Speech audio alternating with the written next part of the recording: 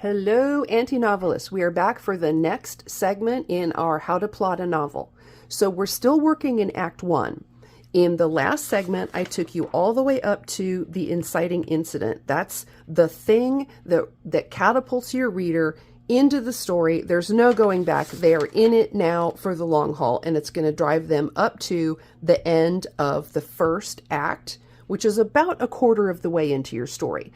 These percentage suggestions are just that. They're just markers to help you gauge, do I have enough story to get it going? Do I need to add some chapters in conflict? It's just a guideline, so everyone will make those decisions for themselves. But let's continue into the possibilities. I've got a call to adventure, your main character sticking their head in the sand and pulling out the rug. These are from Derek Murphy's Plot Dot Structure. Terrific resource. I will link to it for you. But I've added some of my own notes. What is the main story goal or quest? Discover your character's inner and outer goal. So I've got notes here about Tara. Tara's inner goal is to accept herself, okay? It's to accept her power. Her outer goal is the death stakes. I've already revealed that the death stakes, the person that is threatened with death in this story is in relation to her mom. And then I've got Branch, my main male character.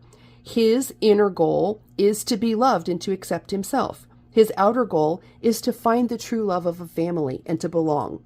So those are very personal things about your characters. And those are things that you're figuring out early on, even before you start writing, when you're doing your character development, so that you understand what things do you need to throw at them in the story that poke at these wounds, that poke at these inner and outer desires. That's what makes a good story, because then your readers want to know what happens and how they handle it. I've got refusing the quest or the goal. So this is where your character sees a glimpse of a new world and is like, I want nothing to do with that. They're going to have a debate and be reluctant. If I do this now, I can't ever come back. If I don't do this, this terrible thing is going to happen. You're going to show them conflicted, because that's good story. Then I've got shoving the protagonist out of their comfort zone and a new situation where they see an actual reality.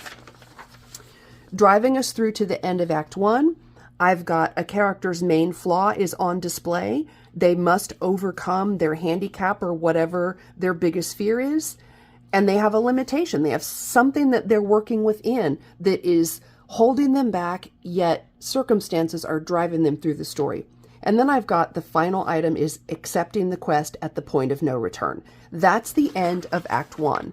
So by the time you get your character to the end of Act 1, you're using these prompts as a way to prompt yourself on how are you going to challenge them. You're going to push yourself as a writer. You're going to push through and figure out, how am I going to make this the best story that I can by pushing these characters past their breaking point, pushing them past their limits, and making them recognize and step into a new world. So that brings us to the end of Act 1.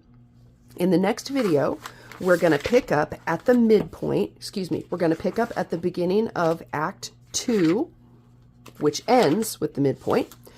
And we're going to talk about exactly what can you pack into Act 2 in order to get your readers deeper into the story. This is where fun stuff, it's sometimes referred to as fun in games, really starts to happen. This is where your character starts to get thrown into the boiling pot and they have to start figuring things out, solving problems, digging down deep, and taking ownership of their story and their journey. So that's a quick summary of getting yourself to the end of Act 1. So if you haven't done it already, start thinking about what kinds of conflicts fit within my genre and what kinds of challenges are going to force my character to grow so that the reader can witness that. And as you start doing that, I will continue working on the next modules, and I will continue fleshing out my own story because, as some of you know, my book began as a single book. But in the workshopping process and having some amazing beta readers, it's now become a trilogy. So I have had to take one finished book, break it apart into its component parts, and start repackaging and rewriting it into 3 books. So that's what I'll be working on. So get cracking, get those words on the page because they won't stay in your head forever, and start gaming out How are you going to challenge your character and push them through your story? I'll see you in the next video.